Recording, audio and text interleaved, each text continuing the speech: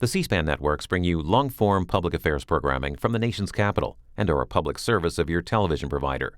C-SPAN, created by cable. Thank you. Thank you all so much.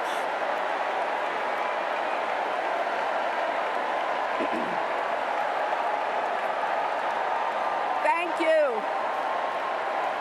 Thank you.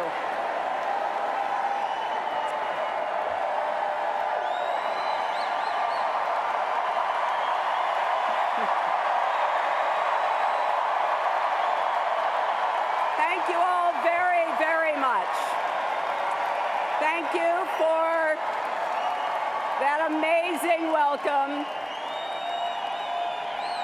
Thank you all for the great convention that we've had. And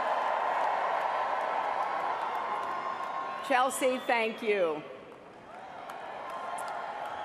I am so proud to be your mother and so proud of the woman you've become.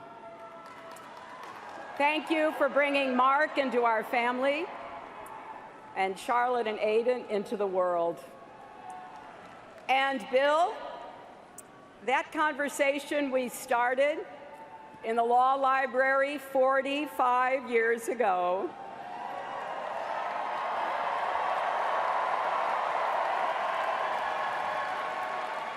it is still going strong.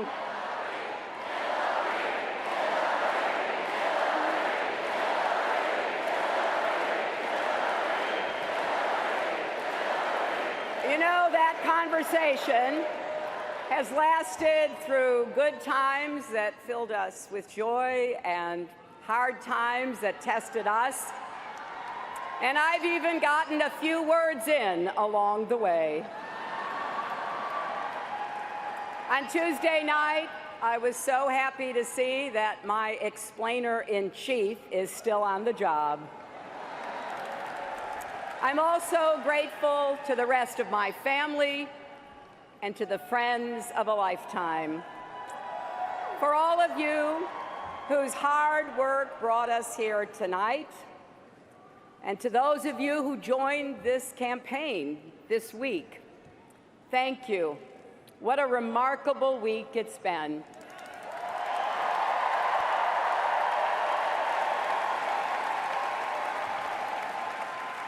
We heard the man from hope, Bill Clinton, and the man of hope, Barack Obama.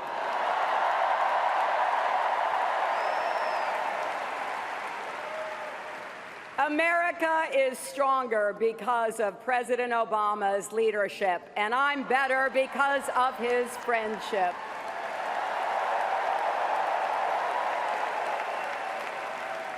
We heard from our terrific Vice President, the one and only Joe Biden.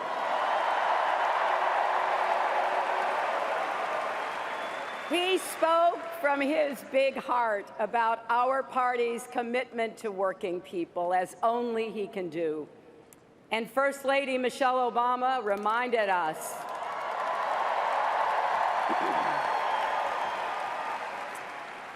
that our children are watching. And the president we elect is going to be their president, too. And for those of you out there who are just getting to know Tim Kaine,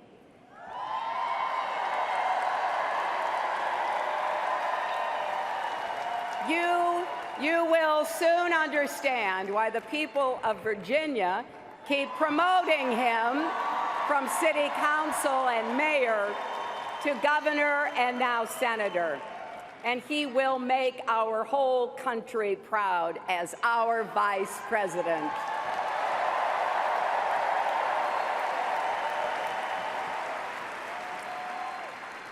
And I want to thank Bernie Sanders.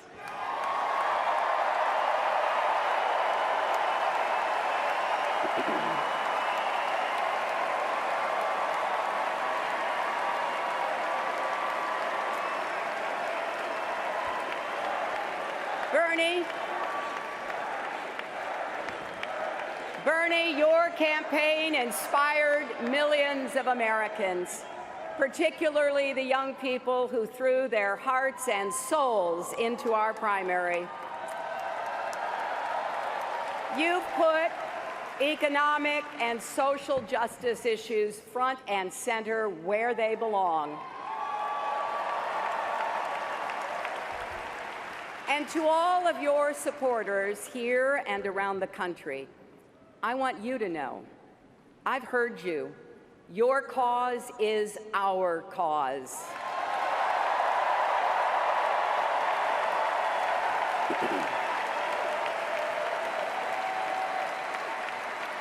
Our country needs your ideas, energy, and passion. That is the only way we can turn our progressive platform into real change for America.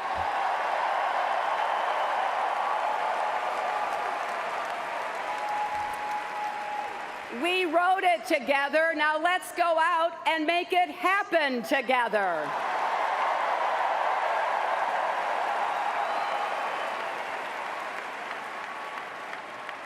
My friends, we've come to Philadelphia, the birthplace of our nation, because what happened in this city 240 years ago still has something to teach us today. We all know the story, but we usually focus on how it turned out, and not enough on how close that story came to never being written at all. When representatives from 13 unruly colonies met just down the road from here, some wanted to stick with the king, and some wanted to stick it to the king. The revolution hung in the balance. Then somehow they began listening to each other, compromising, finding common purpose. And by the time they left Philadelphia, they had begun to see themselves as one nation. That's what made it possible to stand up to a king. That took courage. They had courage. Our founders embraced the enduring truth that we are stronger together.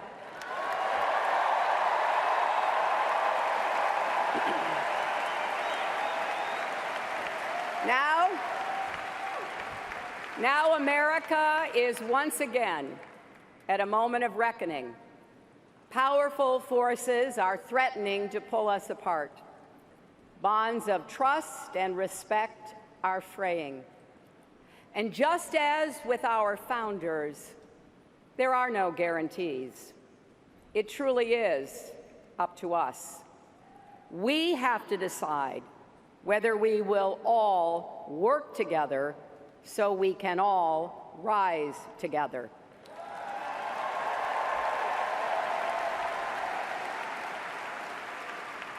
Our country's motto is E pluribus unum.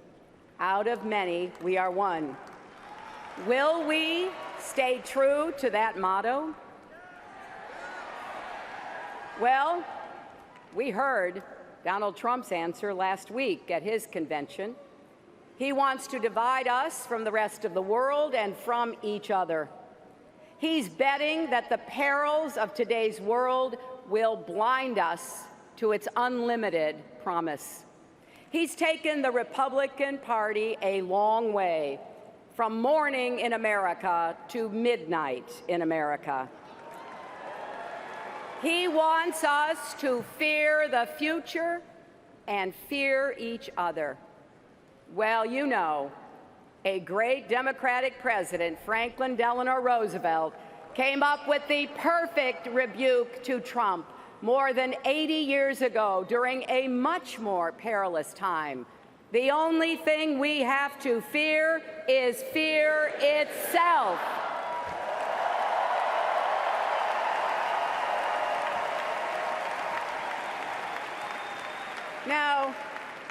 We are clear-eyed about what our country is up against, but we are not afraid. We will rise to the challenge, just as we always have. We will not build a wall. Instead, we will build an economy where everyone who wants a good job can get one.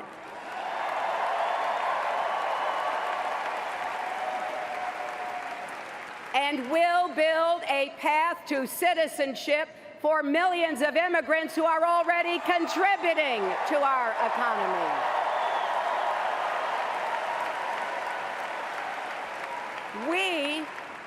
We will not ban a religion.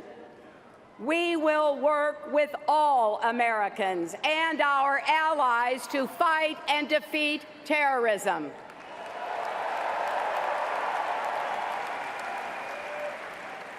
Yet we know there is a lot to do.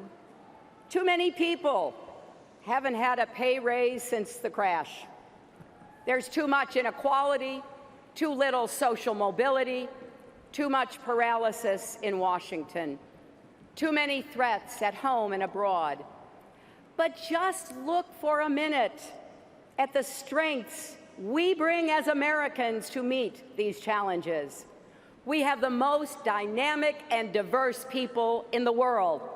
We have the most tolerant and generous young people we've ever had.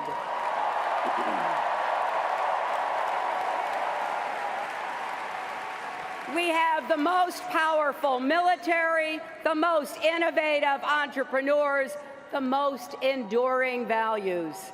Freedom and equality, justice and opportunity. We should be so proud that those words are associated with us.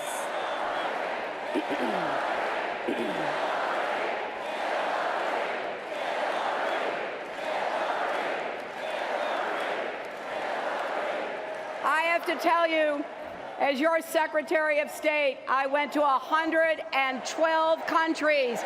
When people hear those words, they hear America. So, don't let anyone tell you that our country is weak. We're not. Don't let anyone tell you we don't have what it takes. We do. And most of all, don't believe anyone who says, I alone can fix it. Yes, those were actually Donald Trump's words in Cleveland. And they should set off alarm bells for all of us. Really? I alone can fix it?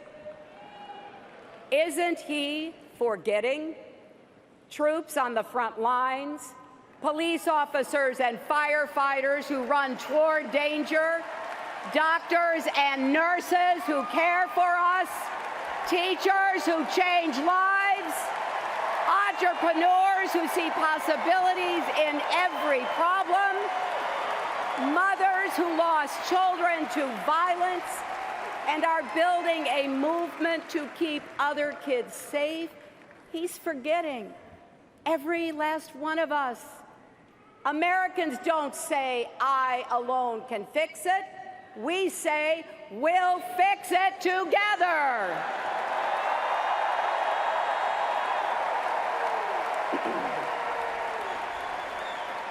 And remember,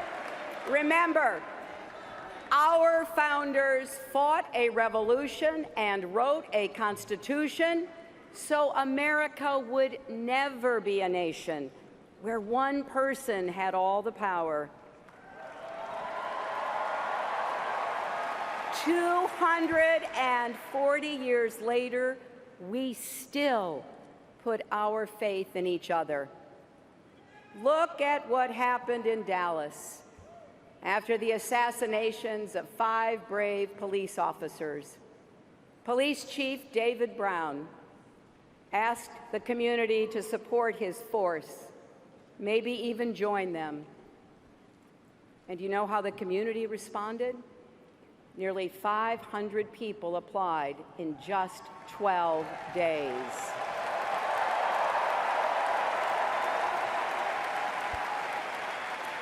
That's how Americans answer when the call for help goes out. 20 years ago, I wrote a book called It Takes a Village. And a lot of people looked at the title and asked, what the heck do you mean by that? This is what I mean. None of us can raise a family, build a business, heal a community, or lift a country totally alone. America needs every one of us to lend our energy, our talents, our ambition to making our nation better and stronger. I believe that with all my heart. That's why Stronger Together is not just a lesson from our history. It's not just a slogan for our campaign. It's a guiding principle for the country we've always been and the future we're going to build. A country where the economy works for everyone, not just those at the top.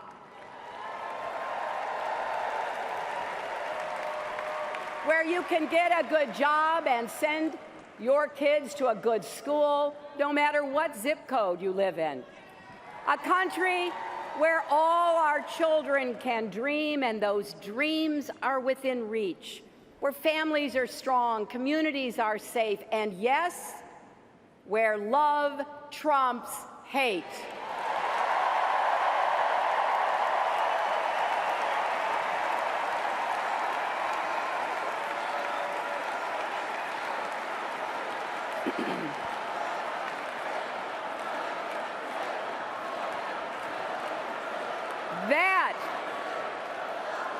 That's the country we're fighting for. That's the future we're working toward. And so, my friends, it is with humility, determination, and boundless confidence in America's promise that I accept your nomination for President of the United States.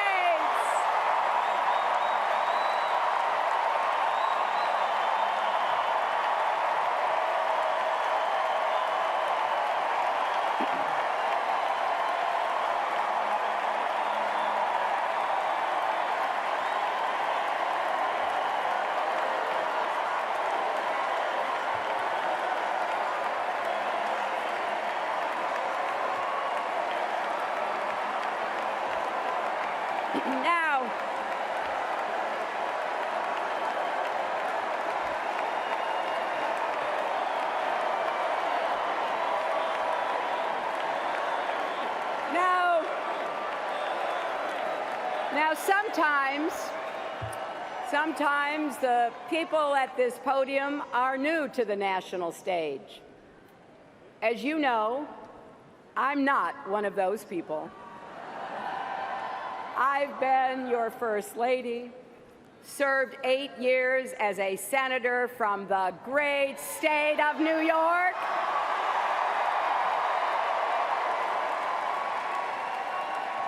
Then I represented all of you as Secretary of State.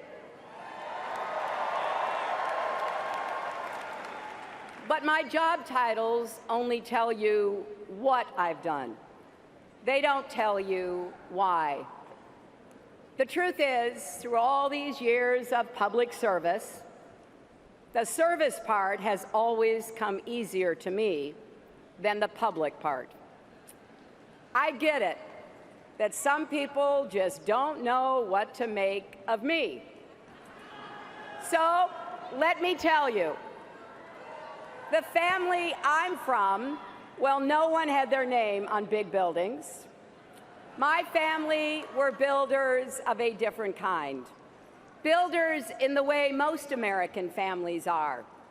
They used whatever tools they had, whatever God gave them, and whatever life in America provided, and built better lives and better futures for their kids.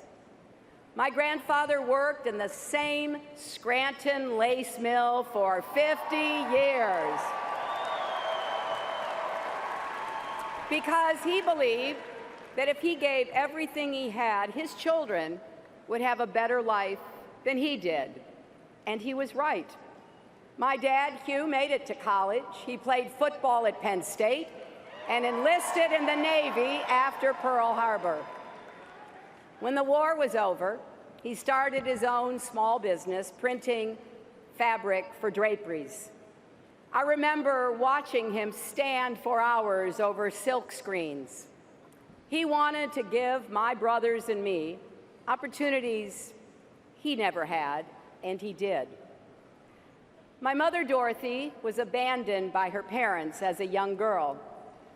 She ended up on her own at 14 working as a housemaid. She was saved by the kindness of others. Her first grade teacher saw she had nothing to eat at lunch and brought extra food to share the entire year.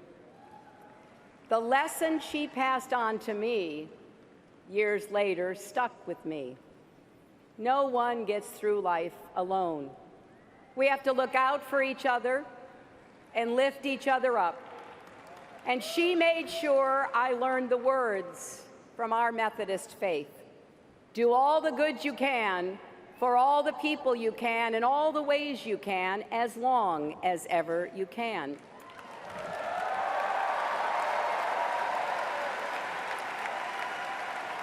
So I went to work for the Children's Defense Fund, going door to door in New Bedford, Massachusetts,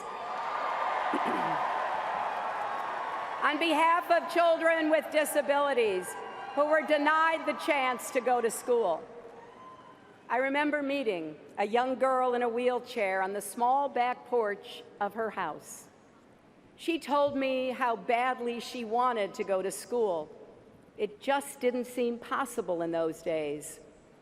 And I couldn't stop thinking of my mother and what she'd gone through as a child. It became clear to me that simply caring is not enough. To drive real progress, you have to change both hearts and laws. You need both understanding and action. So we gathered facts, we built a coalition, and our work helped convince Congress to ensure access to education for all students with disabilities. It's a big idea, isn't it? Every kid with a disability has the right to go to school.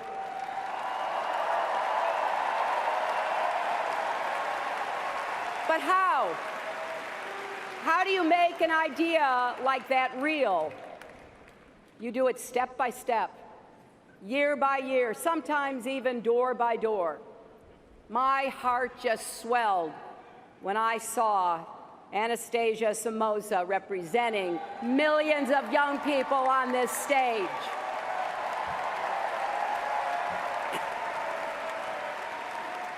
Because we changed our law to make sure she got an education.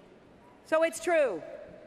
I sweat the details of policy, whether we're talking about the exact level of lead in the drinking water in Flint, Michigan, the number of mental health facilities in Iowa, or the cost of your prescription drugs.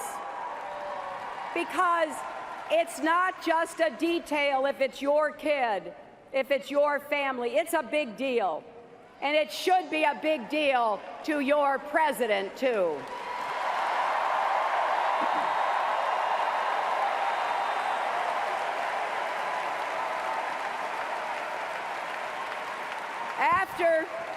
After the 4 days of this convention, you've seen some of the people who've inspired me. People who let me into their lives and became a part of mine. People like Ryan Moore and Lauren Manning. They told their stories Tuesday night. I first met Ryan as a 7-year-old. He was wearing a full-body brace that must have weighed 40 pounds because I leaned over to lift him up. Children like Ryan kept me going when our plan for universal health care failed, and kept me working with leaders of both parties to help create the Children's Health Insurance Program that covers 8 million kids in our country.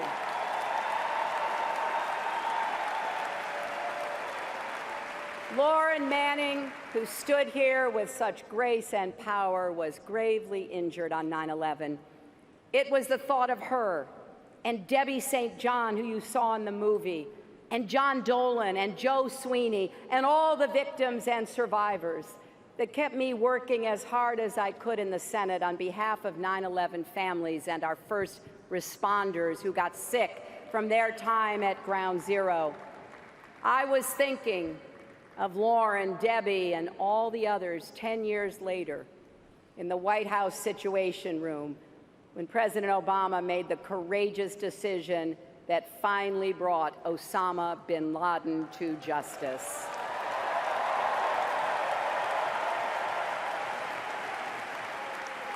And in this campaign, I've met many more people who motivate me to keep fighting for change. And with your help, I will carry all of your voices and stories with me to the White House.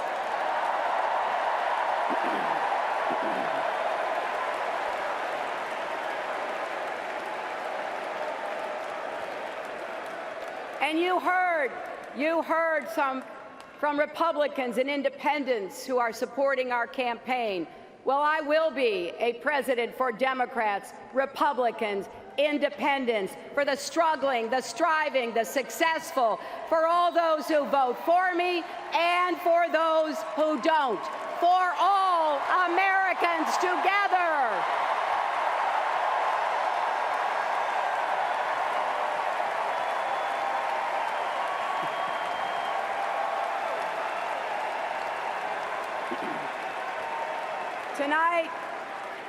Tonight, we've reached a milestone in our nation's march toward a more perfect union.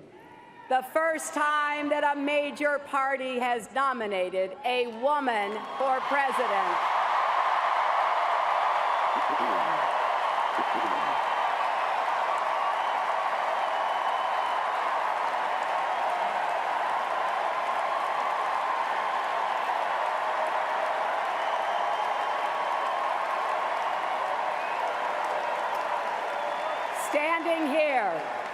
Standing here as my mother's daughter and my daughter's mother, I'm so happy this day has come. I'm happy for grandmothers and little girls and everyone in between.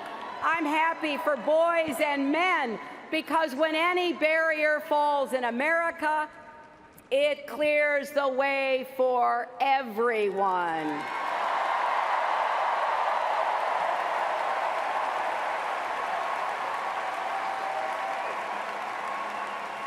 After all, when there are no ceilings, the sky's the limit.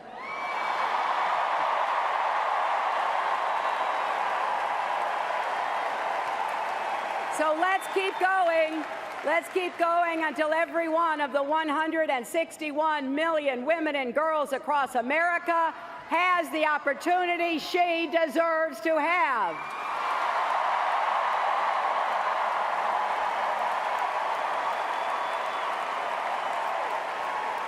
But even more important than the history we make tonight is the history we will write together in the years ahead. Let's begin with what we're going to do to help working people in our country get ahead and stay ahead. Now, I don't think President Obama and Vice President Biden get the credit they deserve for saving us from the worst economic crisis of our lifetimes.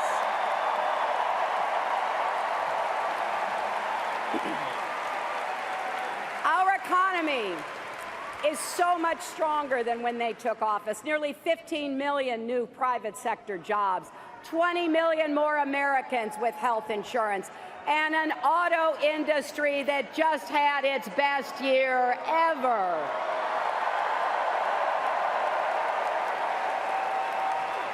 Now, that's real progress. But none of us can be satisfied with the status quo, not by a long shot. We're still facing deep-seated problems that developed long before the recession and have stayed with us through the recovery. I've gone around the country talking to working families, and I've heard from many who feel like the economy sure isn't working for them. Some of you are frustrated, even furious. And you know what? You're right. It's not yet working the way it should. Americans are willing to work and work hard. But right now, an awful lot of people feel there is less and less respect for the work they do, and less respect for them, period. Democrats, we are the party of working people.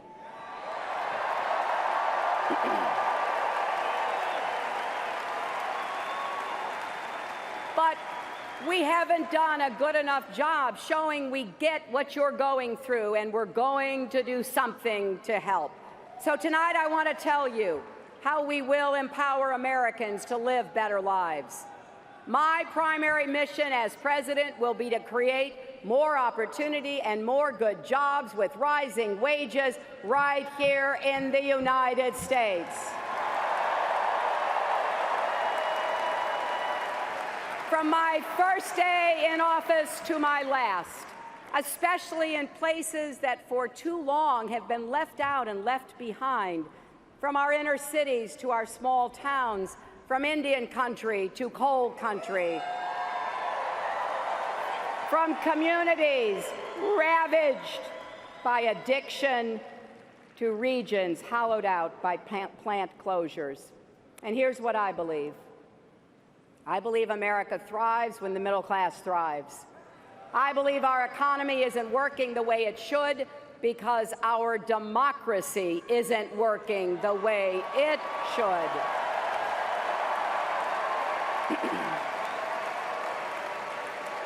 That's why we need to appoint Supreme Court justices who will get money out of politics and expand voting rights, not restrict them. And if necessary, we will pass a constitutional amendment to overturn Citizens United.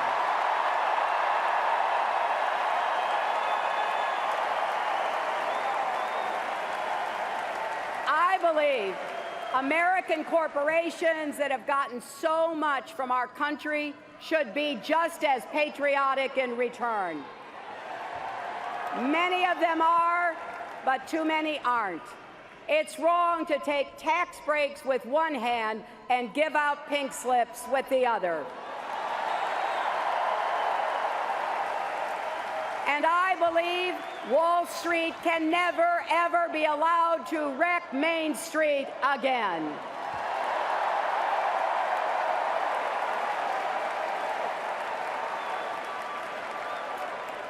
And I believe in science.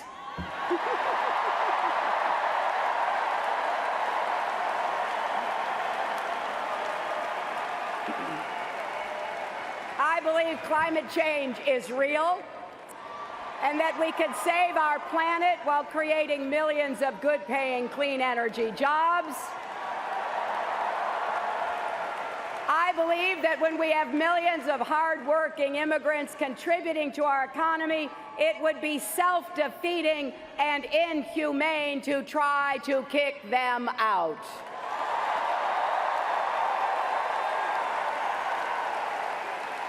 Comprehensive immigration reform will grow our economy and keep families together, and it's the right thing to do.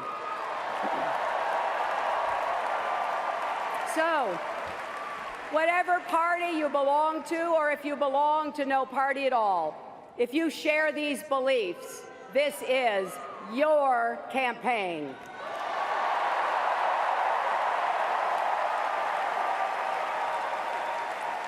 If you believe that companies should share profits, not pad executive bonuses, join us. If you believe the minimum wage should be a living wage and no one working full-time should have to raise their children in poverty, join us. If you believe that every man, woman, and child in America has the right to affordable health care. Join us. If you believe that we should say no to unfair trade deals, that we should stand up to China, that we should support our steel workers and auto workers and homegrown manufacturers, then join us.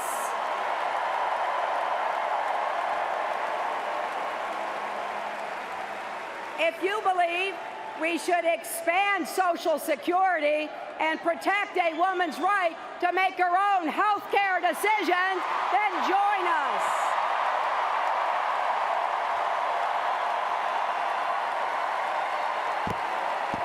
And yes, if you believe that your working mother, wife, sister, or daughter deserves equal pay, join us.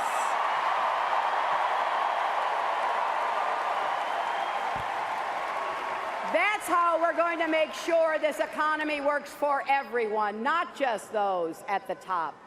Now, you didn't hear any of this, did you, from Donald Trump at his convention? He spoke for 70-odd minutes, and I do mean odd.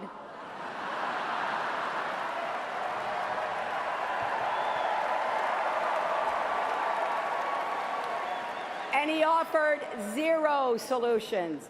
But we already know he doesn't believe these things. No wonder he doesn't like talking about his plans. You might have noticed I love talking about mine.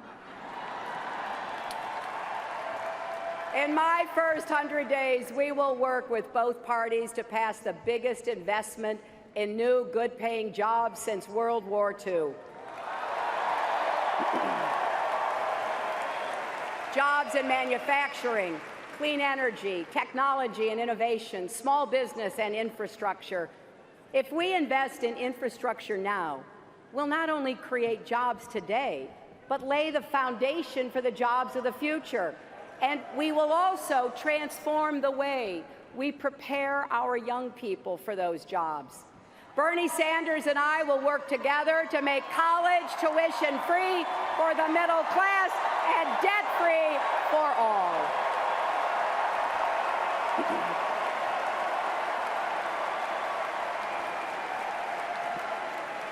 We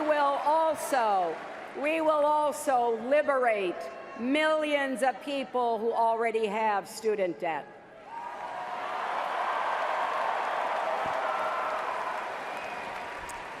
It's just not right that Donald Trump can ignore his debts and students and families can't refinance their debts.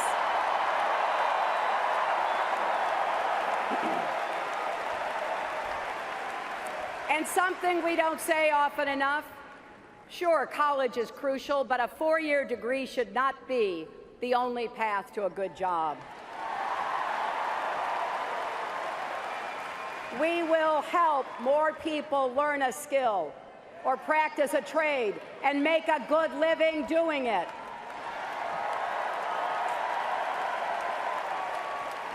We will give small businesses like my dad's a boost, make it easier to get credit. Way too many dreams die in the parking lots of banks. In America, if you can dream it, you should be able to build it. And we will help you balance family and work. And you know what? If fighting for affordable child care and paid family leave is playing the woman card, then deal me in.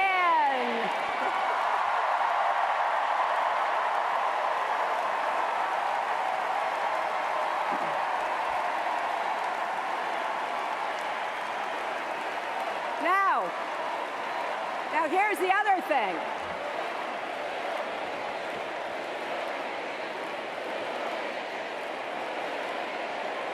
Now, we're not only going to make all of these investments, we're going to pay for every single one of them. And here's how. Wall Street, corporations, and the super rich are going to start paying their fair share of taxes.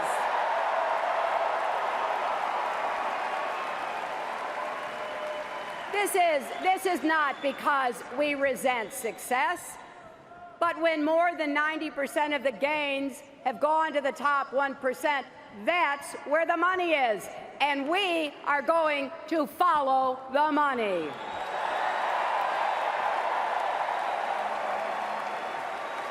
And if companies take tax breaks and then ship jobs overseas, we'll make them pay us back, and we'll put that money to work where it belongs, creating jobs here at home.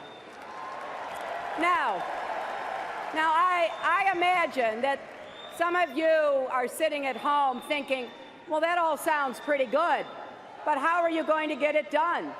How are you going to break through the gridlock in Washington? Well, look at my record. I've worked across the aisle to pass laws and treaties and to launch new programs that help millions of people. And if you give me the chance, that's exactly what I'll do as president. But then I also imagine people are thinking out there, but Trump, he's a businessman. He must know something about the economy. Well, let's take a closer look, shall we? In Atlantic City, 60 miles from here, you will find contractors and small businesses who lost everything because Donald Trump refused to pay his bills. Now, remember what the president said last night. Don't boo, vote.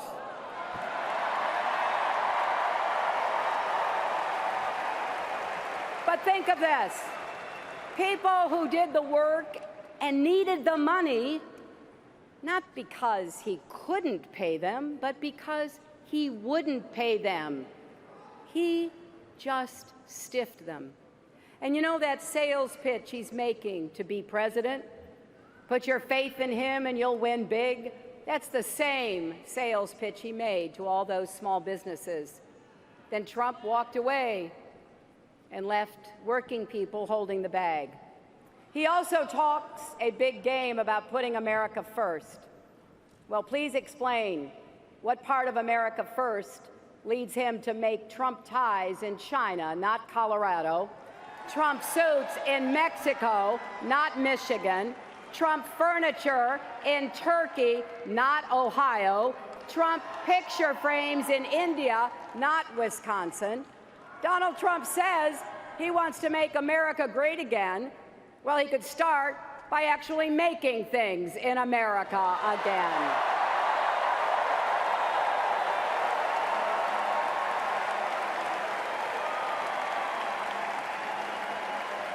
Now,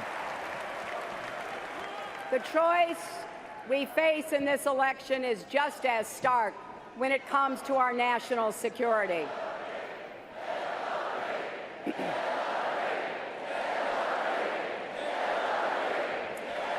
You know, anyone reading the news can see the threats and turbulence we face, from Baghdad to Kabul to Nice and Paris and Brussels, from San Bernardino to Orlando. We're dealing with determined enemies that must be defeated. So it's no wonder that people are anxious and looking for reassurance, looking for steady leadership, wanting a leader who understands we are stronger when we work with our allies around the world and care for our veterans here at home.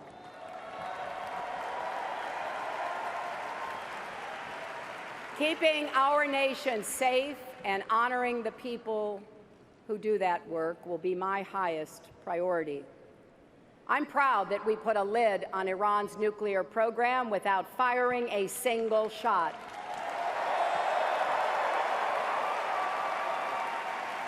Now we have to enforce it, and we must keep supporting Israel's security.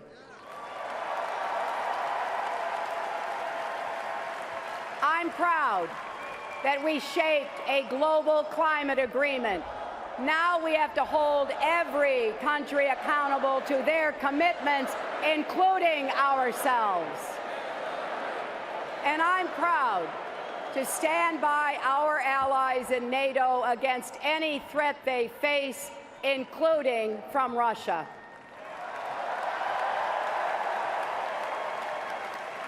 I've laid out my strategy for defeating ISIS. We will strike their sanctuaries from the air and support local forces taking them out on the ground. We will surge our intelligence so we detect and prevent attacks before they happen. We will disrupt their efforts online to reach and radicalize young people in our country. It won't be easy or quick, but make no mistake, we will prevail. Now, Donald Trump says, and this is a quote, "I know more about ISIS than the generals do." No, Donald, you don't.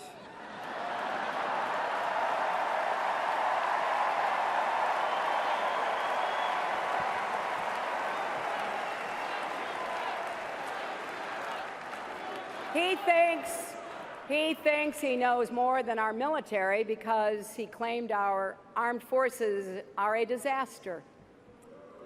Well, I've had the privilege to work closely with our troops and our veterans for many years, including as a senator on the Armed Services Committee, and I know how wrong he is. Our military is a national treasure. We entrust our commander-in-chief to make the hardest decisions our nation faces. Decisions about war and peace, life and death. A president should respect the men and women who risk their lives to serve our country.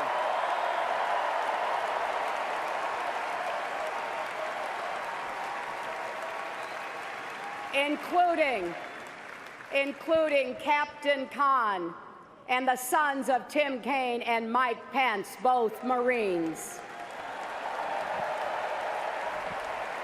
So just ask yourself, do you really think Donald Trump has the temperament to be commander-in-chief?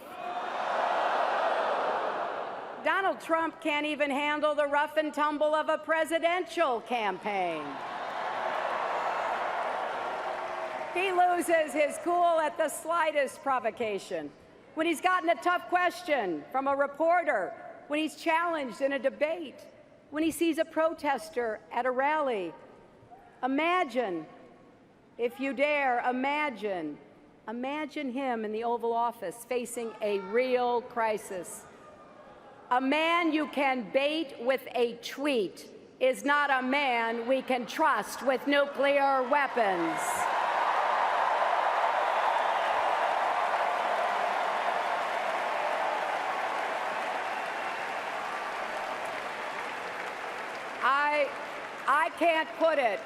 I can't put it any better than Jackie Kennedy did after the Cuban Missile Crisis. She said that what worried President Kennedy during that very dangerous time was that a war might be started, not by big men with self-control and restraint, but by little men, the ones moved by fear and pride.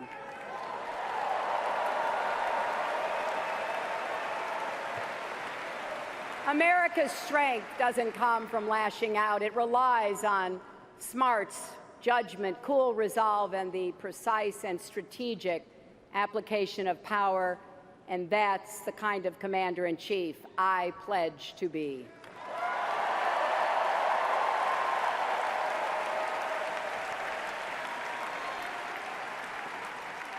And if we're serious about keeping our country safe, we also can't afford to have a president who's in the pocket of the gun lobby.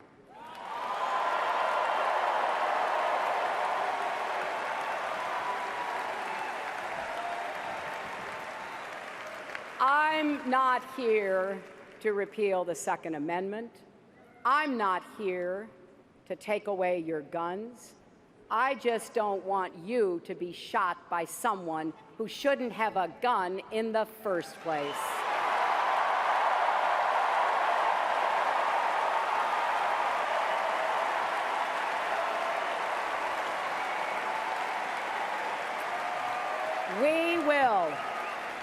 We will work tirelessly with responsible gun owners to pass common sense reforms and keep guns out of the hands of criminals, terrorists, and all others who would do us harm.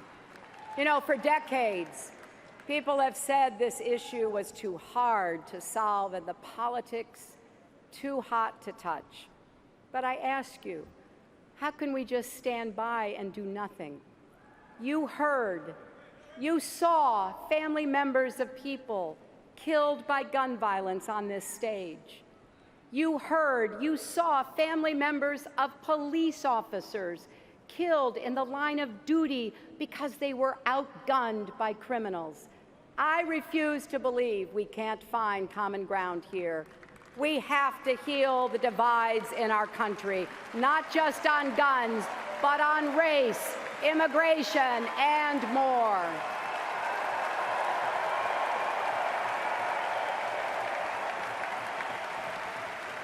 And that starts with listening to each other, trying as best we can to walk in each other's shoes. So let's put ourselves in the shoes of young Black and Latino men and women who face the effects of systemic racism and are made to feel like their lives are disposable.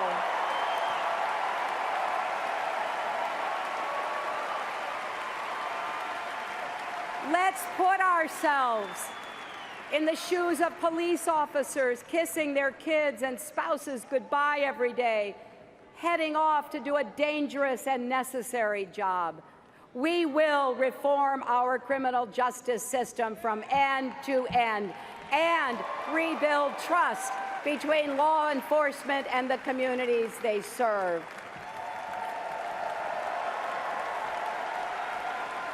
And we will defend all our rights, civil rights, human rights, and voting rights, women's rights and workers' rights, LGBT rights, and the rights of people with disabilities.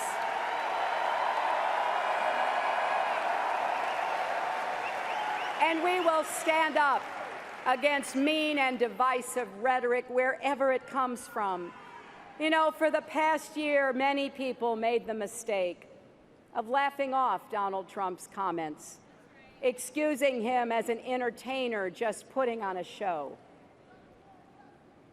They thought he couldn't possibly mean all the horrible things he says, like when he called women pigs or said that an American judge couldn't be fair because of his Mexican heritage, or when he mocks and mimics a reporter with a disability or insults prisoners of war like John McCain, a hero and a patriot who deserves our respect. Now, at first, I admit, I couldn't believe he meant it either.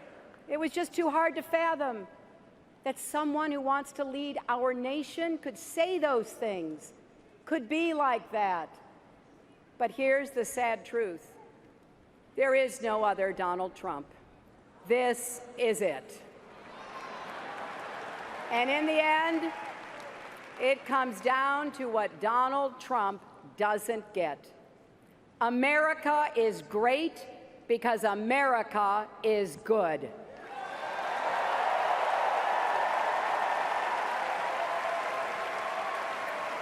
So, enough with the bigotry and the bombast. Donald Trump's not offering real change. He's offering empty promises. And what are we offering? A bold agenda to improve the lives of people across our country, to keep you safe, to get you good jobs, to give your kids the opportunities they deserve. The choice is clear, my friends. Every generation of Americans has come together to make our country freer, fairer, and stronger. None of us ever have or can do it alone. I know that at a time when so much seems to be pulling us apart, it can be hard to imagine how we'll ever pull together. But I'm here to tell you tonight, progress is possible. I know because I've seen it in the lives of people across America who get knocked down and get right back up. And I know it from my own life. More than a few times, I've had to pick myself up and get back in the game.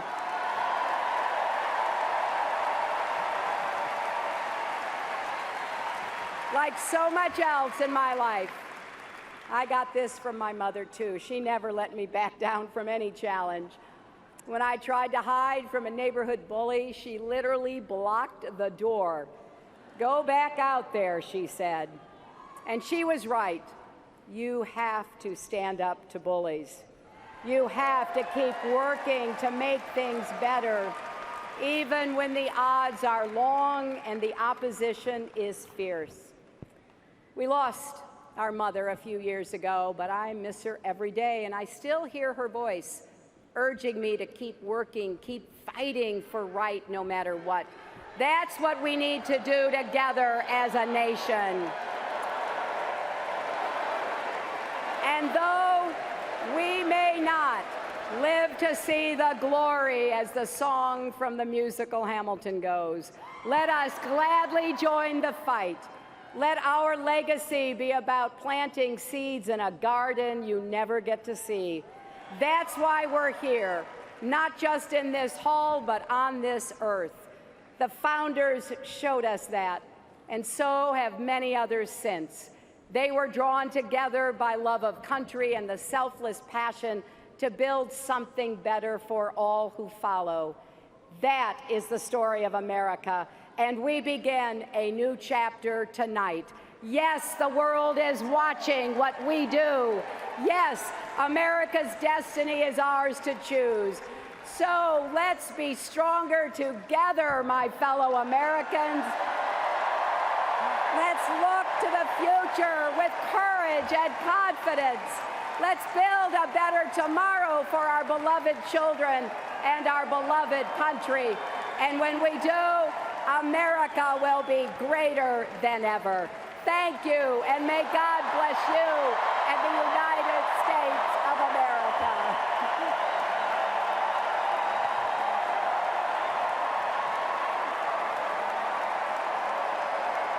Cause baby,